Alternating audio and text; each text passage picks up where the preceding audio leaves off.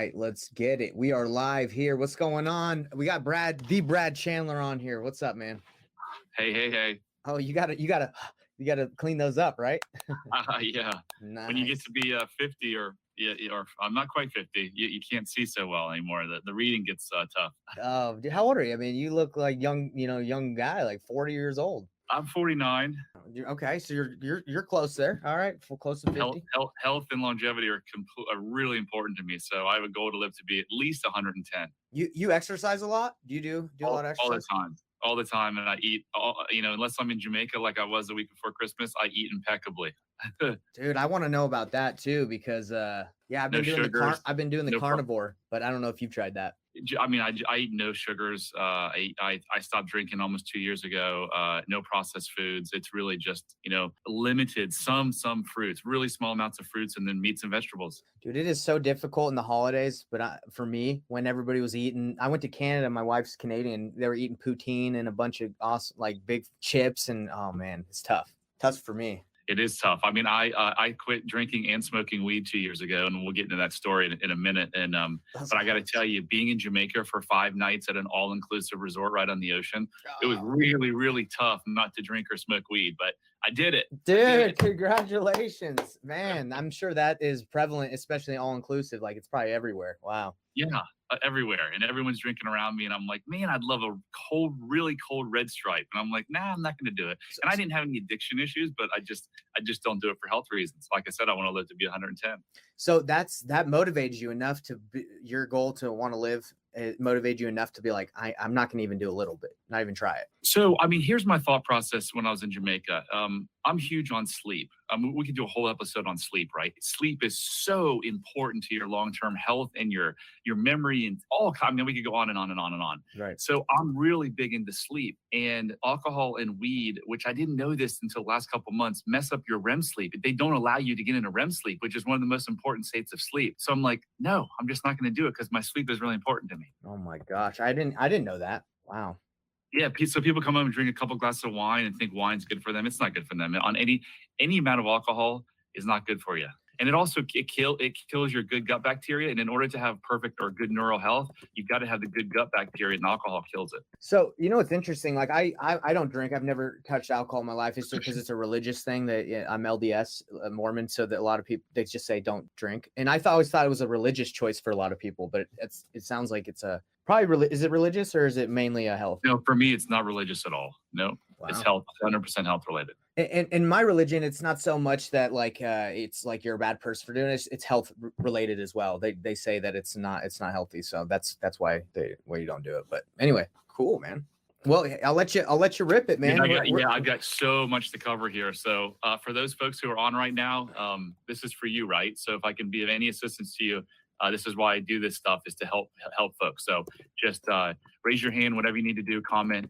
But this is for you. So give yourself a round of applause and say, yeah, I'm here, right? I'm going to share some things with you, honestly, that can radically change your life because they radically changed my life. So be present, as my shirt says, stay present and pay some close attention. If you have any questions, let me know. We'll open up to questions and answers when we finish, all right, towards the end. So my story, I grew up in a house where my parents constantly fought, and my father made fun of me, hit me with a belt. At age 10, he left. I can remember like it was yesterday. My mom sat me down on the couch. I think she thought I was going to be really upset, and I wasn't. I was like, oh my God, thank God he's gone, because I was so tired. They're fighting, and he was mean to me. So when he left, he stopped supporting myself and my mom and my 2 sisters. And at the time, she had my mom had $3.43 in her checking account. I remember that because she's told me so many times as an adult. And he wasn't paying the mortgage. So she took 2 jobs, and we thought we were going to possibly lose the house. And she had told me as a 10-year-old, hey, we might have to move into public housing. And she was a nurse that used to visit public housing, and I would go with her because we didn't have the money for babysitter. And there were shootings there, right? Not when I was there, of course, but in my head, it was Charlottesville, Virginia. It wasn't the Bronx, but it didn't matter because all I knew was Charlottesville. I knew public housing, and I knew killing, right? So it was a really, really, really scary time for me.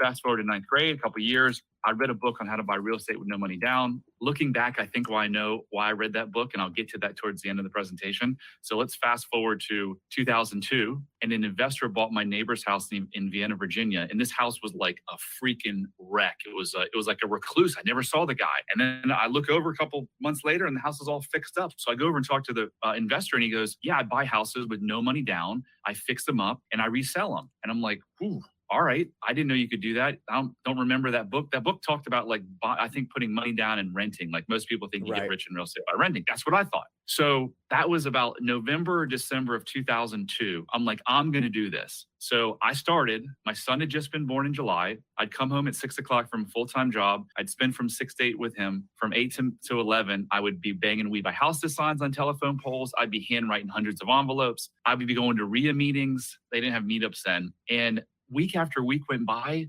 month after month went by, no deals. And every freaking day, I'm like, I'm going to do this, because if I go to the RIA meeting and I see Sally and Johnny and they're telling me about their $30,000 wholesale check, well, actually didn't talk much about wholesale back then.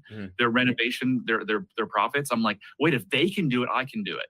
So if you're a new investor and you're like, oh my God, that sounds familiar. It took me until July of the next year, so 8 long months, to find my first house. Someone called my wife at the time's magnets on her cars that said We Buy Houses that I put on there. And I bought 3 houses from that one owner. In July and August, I bought 6 houses total. Mind you, I started with a negative $80,000 net worth. I had no money because I went to graduate school. I bought 6 houses in July and August. I think I had in October, I think I might have had $40,000 in the bank from some of these deals. Still had negative $80,000 for the debt for the school. I came home and I told my wife at the time, I go, I just quit and I'm starting Express Home Buyers. And she's like, what? We got a newborn son and I've got 2 kids. Like, what are you doing? I was like, it's going to be fine. And here we are 19 years later in 4,000 houses, and it was fine. Wow. So, are you, looking back at that, are you just impressed by the will that you didn't, like the fact that you didn't give up? Like, that's nuts. I mean, you know what? If someone asked me my success trait, that would be the number one thing for success is just the persistence. Because look, we'll get into this in a second. Like, the business is going really well now, but it hasn't been that way, right? And no matter what happened, even we're going through a tough time right now in terms of the market. We're like, all right, we're going to figure it out. We're not going to quit. Like, I got nothing else to do.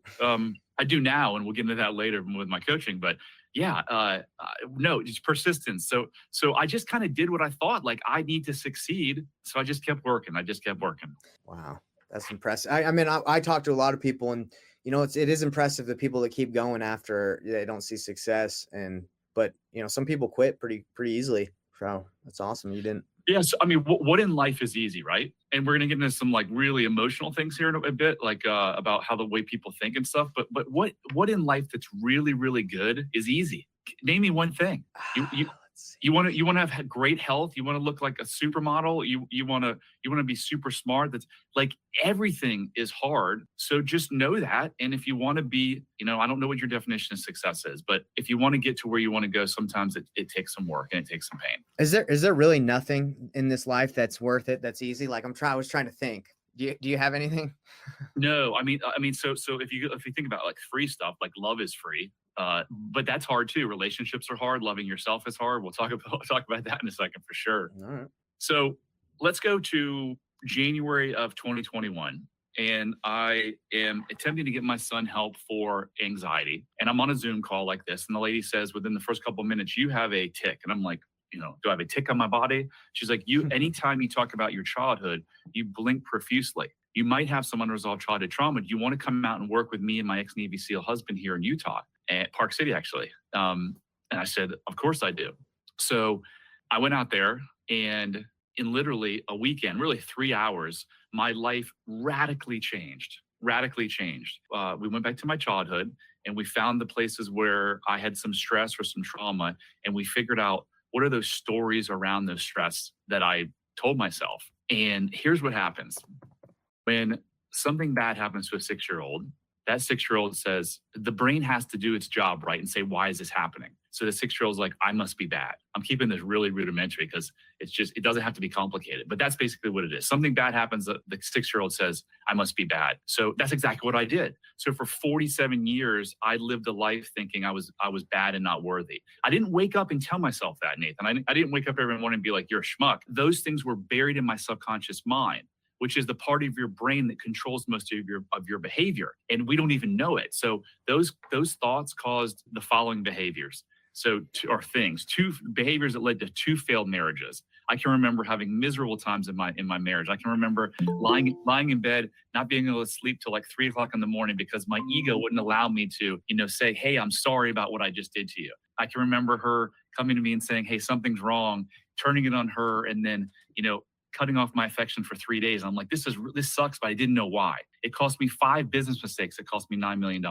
It cost me the use of alcohol and weed to change my undesirable state because it made me feel better about how I thought, right? It created business chaos for me for 15 years. It caused me to constantly compare myself to others. It caused me to constantly judge myself and others. So why am I telling you this? I'm telling you because someone who's listening to this is in the same boat.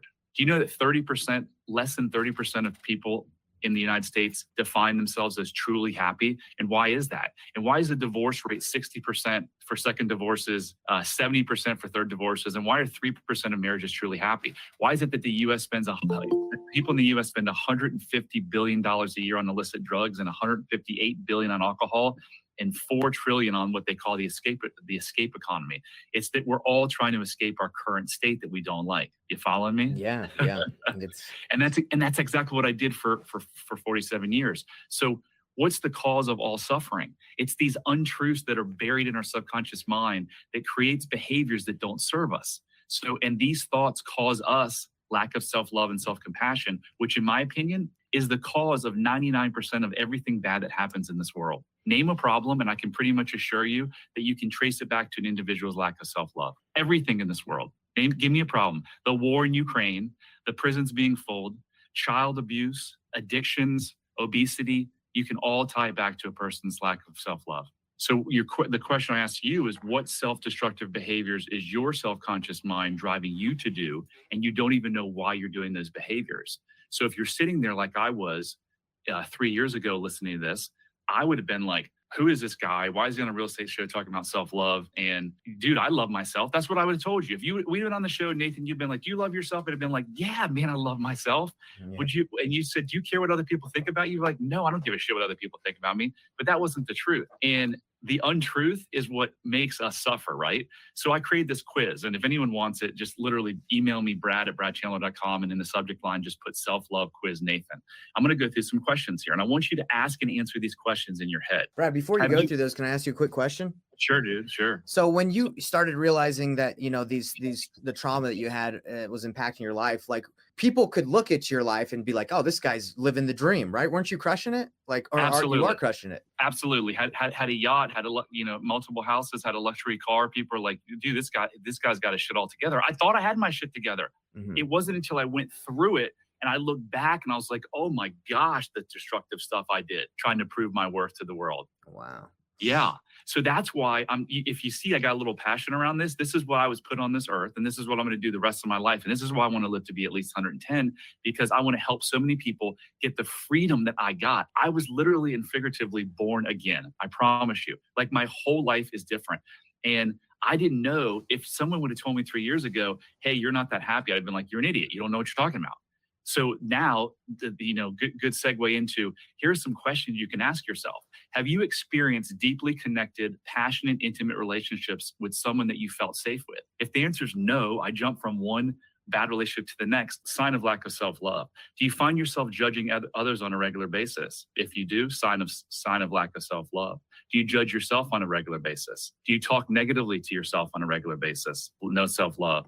Do you find yourself getting super frustrated with small things that others may not get irritated over? Your dog pees on the carpet. Do you go in, your kid knocks something over. Do you go in fury, in this rage, like, I can't believe this happened? Do you take things personally and frequently get upset by other people's actions? Another sign that something internal is no good.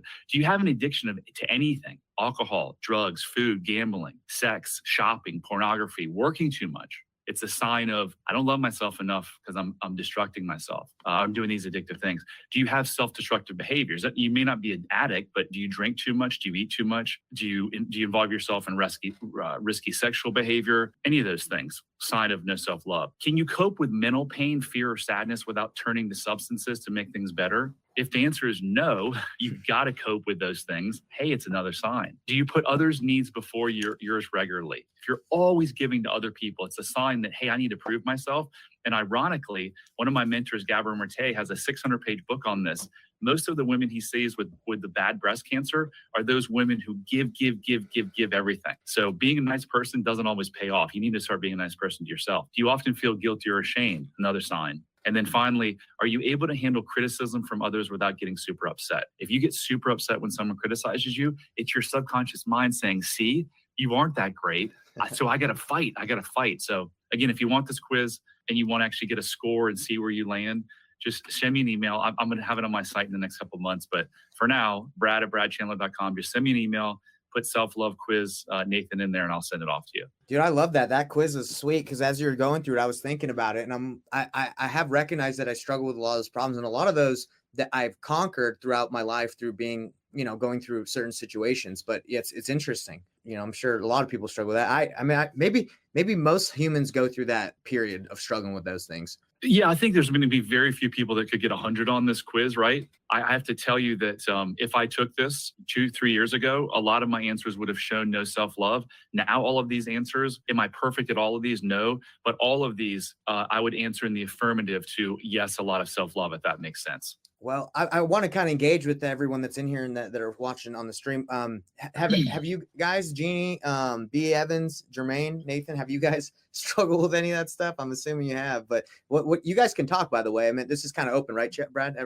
Yeah, absolutely. I'm here. This is for you guys. Yeah. We're here to kind of work with each other. So you guys don't have to tell us what you've been dealing with, but I mean, who kind of feels like that's happened to them? Feel free to. Me, definitely. My husband and I, we have a healing center in New York City. So he's an intuitive healer, acupuncture doctor at acupuncture, and has a lot of different trauma modalities. So it's really interesting because I listened to your when the last time that you were on the show, and I remember that I wrote down that was the first time I heard of Gabor Mate. Gabor Mate, yeah. Yeah, that you spoke about. Yeah. And it was really interesting because he was watching a documentary on him the other day. And I started listening to it and I said, oh my God, it's like, it's exactly where like I'm at, like in our relationship right now, because, he keeps doing this deep work and he's not addressing, a lot of that responsibility from, mother feeling responsibility for her happiness and stuff like that. So it's really splashing over into my relationship. In fact, we're like speaking about divorce right now because it's like that bad. So what is your first name? Jeannie. Jeannie. So I really appreciate you speaking up and being vulnerable. Thanks, Jeannie. Really appreciate it. Does your husband want to change? You know what? I think he's had so much opportunity too. And I think it's just, he can't. Yeah, because if he wants to change, he can change for sure. It's a process, what I'll get to in a second. But I mean, you just have to go back to your childhood and you have to look at these lies that we all tell ourselves and tell ourselves the truth, right? Did you say that you guys own together a trauma center or a wellness center? Yeah, I mean, we opened it together like at a different location like 10 years ago. Mm-hmm. And I do a lot of different modalities, but it's not my, like I just do it mostly as a hobby. I'm very good at like ancestral clearings and I'm trained in a lot of different modalities, but I don't do it as my profession. We have like sensory deprivation rooms there. We have a Hocket. I think she broke up, huh? Okay. So she's going to like, I'm going to tie in something that she just said. It's really interesting. Your message is perfect for what's going on, right? Yeah. So does anyone want to guess why I owned 100 houses at any given time over these last 20 years and why I read that book when I was in 9th grade? Can anyone tie that back using the subconscious? So I can, if you want me to go. Yeah, go ahead. I want to hear it. Lack of self-love and trying to probably, trying to prove yourself. You probably thought owning lots of houses made everyone think you were cool. Absolutely. So that was one thing, but what I was thinking more is that my subconscious mind drove that behavior. If I moved into public housing, I may die. So what's your one thing in your what is the subconscious brain responsible for? It's keeping you alive. It doesn't care if you're happy or sad. So to me, I'm this 10-year-old boy, and if I move into public housing, I may die. Why would I have to move into public housing? Well, if my house is taken from me. So if I own a bunch of houses, I won't die. I'll be alive. So my subconscious mind drove my behavior around that. It drove my behavior around business mistakes. It drove my behavior. 2 years ago, I bought a yacht, a 42-foot yacht. I'd never owned a boat in my life. And I'm like, I'm going to take this to the Bahamas. I didn't even know how to read a chart. I made it to the Florida Keys, and then I had my transformation. I went and got the boat and brought it back. Now I love boating. So that was one thing positive. That's it also hilarious. it also allowed me or led me, that subconscious, to pick my two wives. My two wives were very much like my father, who created my trauma, and then just countless other things. So unwhole people. And unwhole people, I mean, is someone that I used to be. Someone who lacks self-love is what I call unwhole, right? I don't like to use the word broken, because none of us are broken. We're like a pizza, right? You can't have a broken pizza. It's more unwhole. The pizza's there. We just don't have the whole thing there. So an unwhole person who deals with this stuff is always going to go find another unwhole person, right? They're not going to find someone who's enlightened. And then guess what they do? They have unwhole offspring. And then we just repeat this. So, Jeannie, you were talking about oh yeah, I'm definitely in generational modality. A shadow mirror relationship.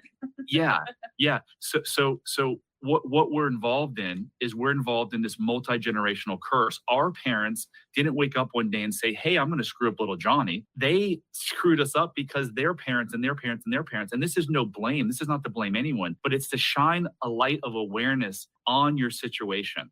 You have to see that most of us had this invisible prison that we're locked in from childhood. And the only way that you can change is through awareness. So you have to be aware. You have to go back and look. And the greatest gift that you can ever give your child is to break this multi-generational curse. And how do you do that? You do that by, number one, first starting to love yourself and have self-compassion. And you do that by going back. The modality that I use, Jeannie, is I use hypnosis. So in the third session of a 5-week program, we actually take 2 hours and we do a hypnosis session. And what does that do?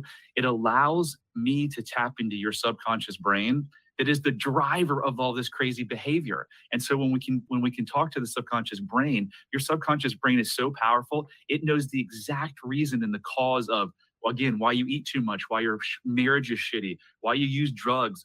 All this stuff, you ask your subconscious mind, it's going to know exactly what it is. And so we dive into the subconscious mind, and then we use something science. It's called neuroplasticity. You have been telling yourselves, we have been telling ourselves all along, I'm not enough, I'm not worthy, I don't belong, I can never get what I want. These are all just lies, right? So neuroplasticity is just basically listening to a recording that I make at the end of the hypnosis session.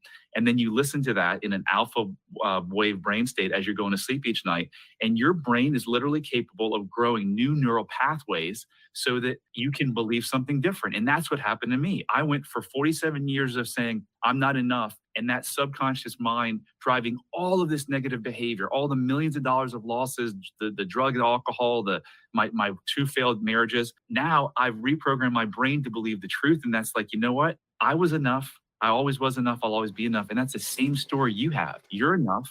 You always were enough, and you'll always be enough. And when you can believe that truth, everything in your life will change. But what do you do? Like, for example, I know it's about awareness. And so my son turned 18. He's 18 today. What do you do when you see now,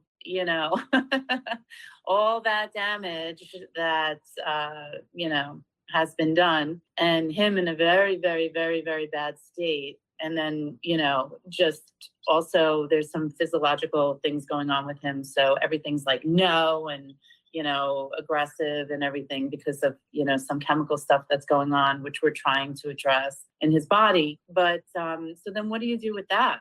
So you have got to, when clients come to me and they talk about their kids' issues, I always tell them that if you really want your kids to heal, you've got to do the work yourself.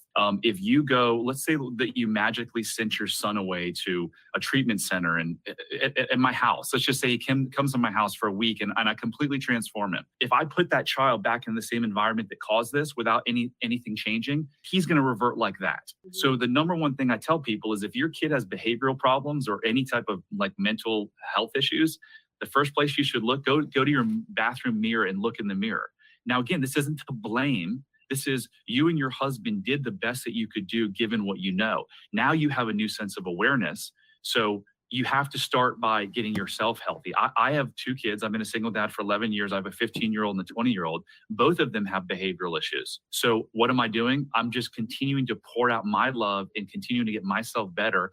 I now know exactly the cause of their problems. They know exactly how to fix them. Now it's just a matter of when are they ready to actually do the work and change. Does that make sense? Yeah, I mean, it gets a little complicated because my husband now is not his father, but he lives next door. We live in New York City, and he's one apartment building down, so it's like a 4-minute walk. But it's very difficult. So this is a book. This is a 600-page book I referenced by the person you mentioned, Dr. Gabor Mate. Sorry. Yeah. And a couple things about what you said about your son's chemical thing. Dr. Gabor Mate and this Harvard. Well, let me tell you about what Gabor says. Gabor says pretty much everything comes down to unmet childhood needs. When I say everything, anxiety, MS, cancer, a personality disorder, anything you can name, it comes down to our unmet childhood needs. Judith Herman, who was a Harvard psychologist, wrote a book back in 1991 that said there's only really one psychiatric diagnosis in the world, and that's complex post-traumatic stress syndrome. So your son, most likely, unless he's the 1/1,000,000th of 1%, wasn't born with any chemical imbalance in his head, in his brain. His issues are directly a result of the trauma that he endured through his childhood. Oh, yeah. I agree. Totally. So, because there's very few, I mean, doctors want to tell you that you have like depression or different serotonin levels. There's no way to test for that. So if there's no way for a test to, how can they ever say it's a chemical imbalance? It's not a chemical imbalance. It's the coping mechanism. It's not a chemical imbalance, but it's just like, they can tell like in your blood, and also like they did some genetics that they can see, like, for example, he has the gene where, he doesn't process alcohol well, right? He doesn't detox alcohol well. So, if he goes and parties on the weekend, for 4 days later, it's really like affecting him, things like that. But also, he's not getting enough nutrition in his body. And so nor is my son. All he eats is like processed foods and meat. Yeah. Oh, no, he doesn't eat. So, I mean, there's just like, and then, like a doctor thought he had Lyme's and a lot of all this other stuff going on in his body. My son has Lyme. So we're just trying to balance all that out. But because I tell him to take something physically, he's against it. And I've done a lot of like woo stuff with him when he was little. So now like anything energetically, he's just like aggressive against me. My best advice I can give you is for the caregivers in his life to do the work and try to get yourself as healthy as possible. That's the best thing you can do for that kid. Yeah. So it's not too late then, Brad? Oh, it's never too late, dude. Never too late. Don't let anyone tell you anything different. It's never too late. That kid could have a marvelous, every one of us were put here for massive mission. It's really, really hard to define your purpose when you're struggling for your self-worth. When I figured out my worthiness and stopped telling myself lies, my purpose came to me right away. I know I was put here to do this work. And so that's all I spend my time on now. If I'm not spending time with my kids, I've read 40 books in the last 2 years. I've studied under what I think are 3 of the best people in the world in this business. Yeah, and my purpose is clear as ever. Dude, I love it. I love it. And actually, because of your recommendation, I've been reading that bad boy, Scattered Minds by your mentor. Amazing book, talking about raising and being present when you're around people, which is amazing.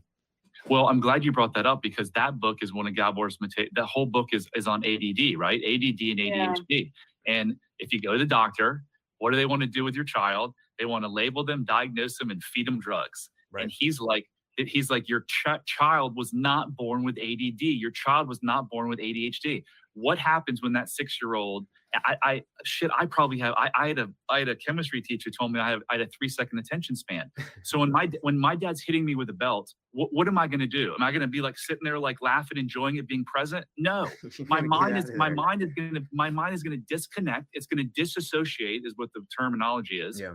I'm not going to be there. Like, I'm going to be like, I need to protect myself. I'm going elsewhere. That's all that is. I mean, you're reading the book. I've not read the book yet, but I've heard it's amazing. Yeah, exactly what you're saying is you disassociate as a defense mechanism that your brain and it develops that way, right? So, and Gabor talks about, is it Gabor? Is that right? Or yeah, Gabor. Yep, Gabor Mate. So Gabor, he talks about how you can actually learn to pay attention. It's not like something that's gone forever. It's like you just have to relearn how to be present, pay attention. And that's something I've had to do. And before I have kids eventually, I really want to be able to be there, because they say when child rearing and raising kids is you got to let them know, not without even saying it, you got to show them that you want to be with them, not, just in the same room. That's how I grew up. It was just a lot of being in the same house. And that's kind of what I think everybody was taught. Like, hey, if we're in the same house, not interacting or being present with each other, that's fine. And then I got married to my wife, and I'm in the house, and she's like, hey, can you connect with me? And I'm like, what are you talking about?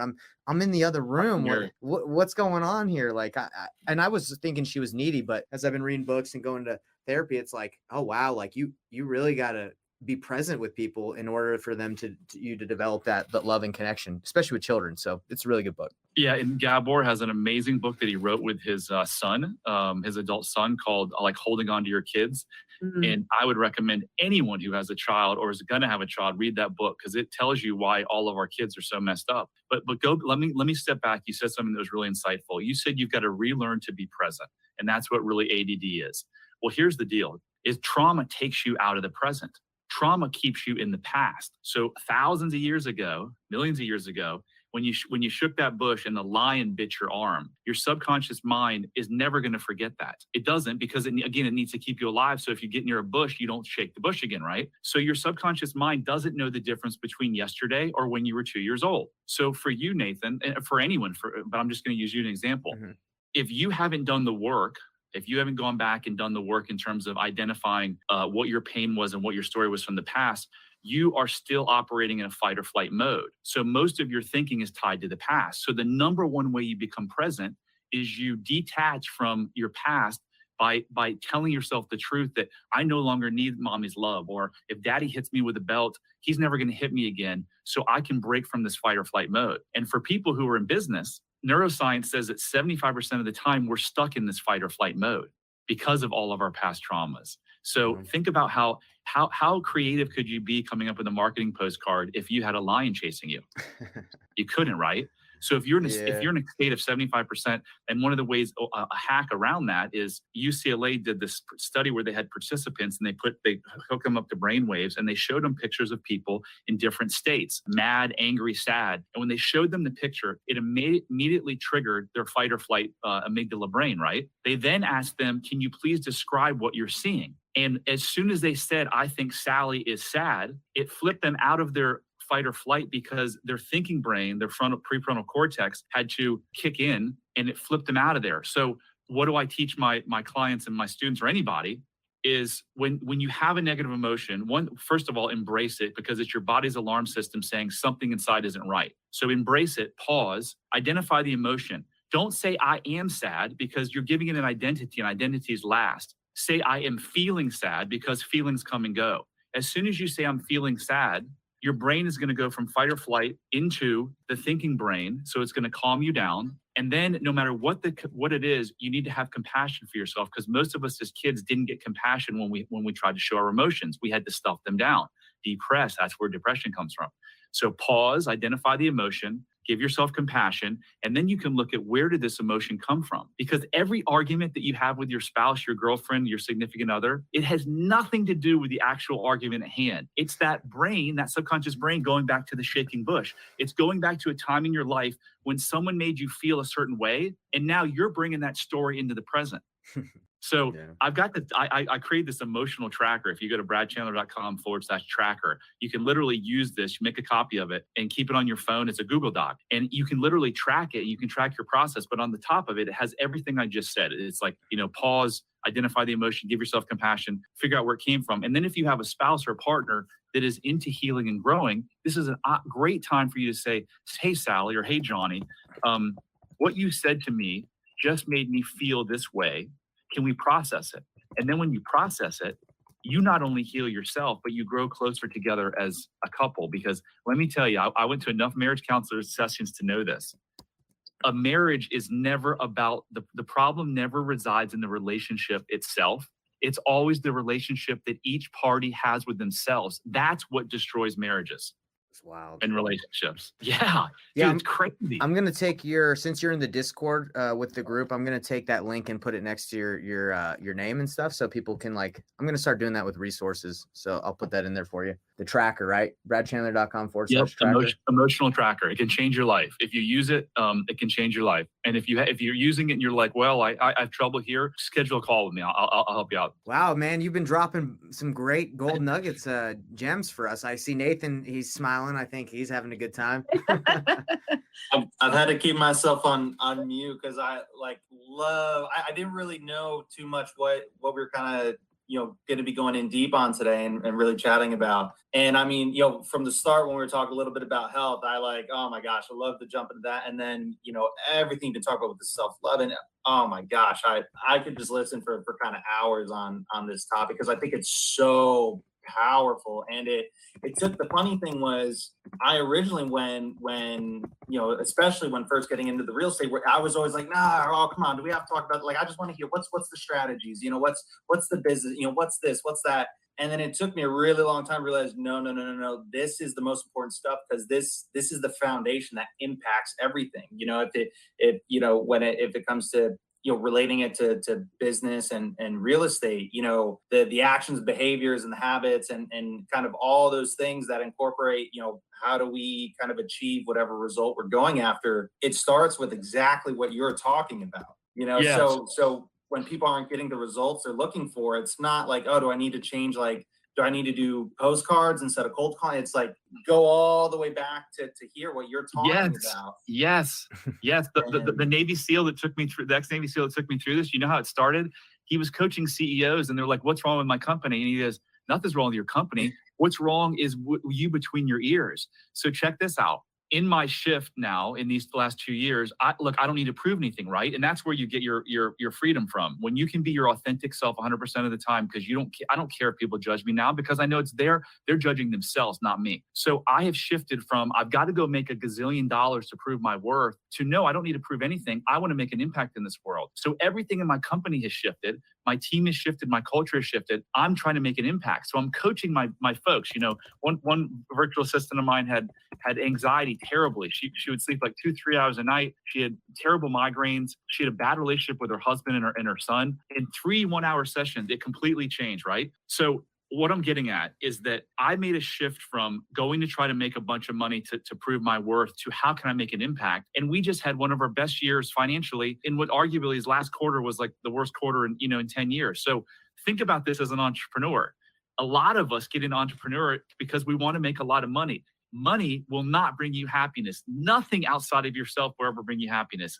You have everything that you need right now to bring you happiness. So once you can make the shift of you are enough and believe in the truth, first of all, everything in your life will change, but you'll look at your business in a different way, because for 17 years of my business, I created chaos on a daily basis. Let's go to this market. Let's try this new thing. Let's do this. Because one, I was trying to distract myself from not liking myself. And number two, if I could only do that, if I could go to Virginia Beach and open this market, I might be worthy. Did I wake up saying that? I started a Keller Williams team in 2008. You know what my goal was? To be the first agent team to do $1 billion in a year. Now looking back, I see why. What kind of harebrained idea was that? So what did I focus on? I focused on top line revenue. We got to be the #1 Keller Williams team in North America. And guess what it cost us? It probably cost me $1 million, and we shut it down. So these are all of these things that I'm talking about your behavior is driven by thoughts that you don't even know why you're doing these things. And the best way to figure those out is through this process of hypnosis where we access your subconscious brain. Brad, when you talk about hypnosis, I don't know anything about hypnosis other than it sounds, I'm just not trying to be rude. It sounds wacky. Yep. Is that something that you felt, or were you like completely like cool with it? So my goal is to be the best, if not the number one transformation coach in the world. Why? Not to make a bunch of money, but because if I'm the best, it means I'm helping a lot of people, right? Mm-hmm. So I am going to do anything in my power and in my toolkit. I'm going to put anything in my toolkit that I could think can help. Psychedelics, if they become legal and I think they'll help, I'll look into that. I'll become certified in that. Hypnosis, what most people think of hypnosis is, if they were at college or at a high school and the guy goes on stage and the people are on stage chasing the mice around. It's nothing like that. Human beings all have the ability. By the way, I don't hypnotize anyone. They hypnotize themselves. It's called self-hypnosis.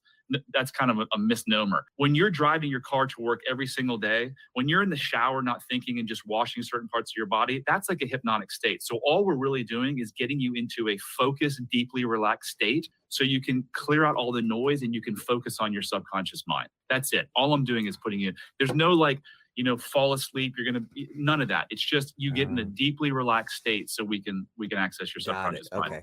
I thought it was like with the little whatever that thing is, the watch. No. Metronome. Cool, Brad. Well, I mean, we're coming up on the hour. I think this is a good place to stop. And guys, everybody that's in the Investor Thrive Mastermind, our group I want Brad. I want you to come back every month where you can kind of, if you're open to that, and just keep giving us gems. And my goal, Brad, is to spread your message too, because my what's it called? The mastermind I'm making, I want to put experts in front of everyone that they normally wouldn't be able to get in front of, and be able to push them to you. I mean, just today, Jeannie, you can work with Brad if you need to. I mean, all of us can. So I think I was actually looking. I needed a hypnosis session like a month ago, and someone introduced me to someone where I wanted to do hypnosis, but it's turning out to be more NLP. It's with the head of the NLP of New York group. And so I'm not really resonating with it well. So I'll definitely be in touch.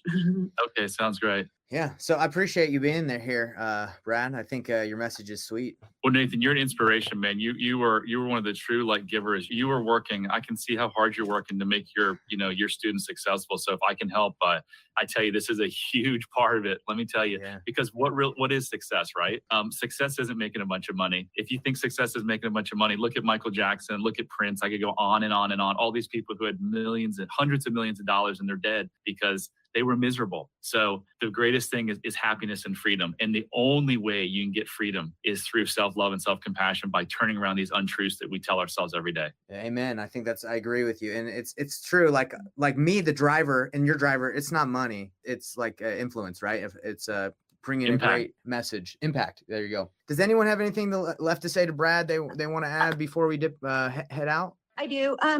What's the best way to get a hold of you then, Brad? Just through Facebook or? BradChandler.com. Okay. You can schedule a call with me there. And I do social media posts every single day of the year. I probably missed 5 total in 2 years. If you go to bradchandler.com/contact, it has all my social media platforms there. Awesome. I just need help with procrastination and getting a focus and things like that in my life. This is Brandy. Yep. So hi, Brandy. So procrastination is really tied around not wanting to be wrong, the feeling of I'm not enough, because if I go do that thing and I fail, then people will be able to judge me and say I'm not enough. Yeah, okay. Crazy how brains work. Yeah. So what I'll also do is in the Discord, I'll put your contact info. Any contact info you want me to put, Brad, I can put it near your. Brad at bradchandler.com, the email. And by the way, that contact form has it's even got my cell phone number. So if you need help, call me. I'm here to help. So the best way again is just through bradchandler.com. That's it. Yeah. /contact has everything. Okay. My cell phone, my email, all the social media sites. It's a Linktree link.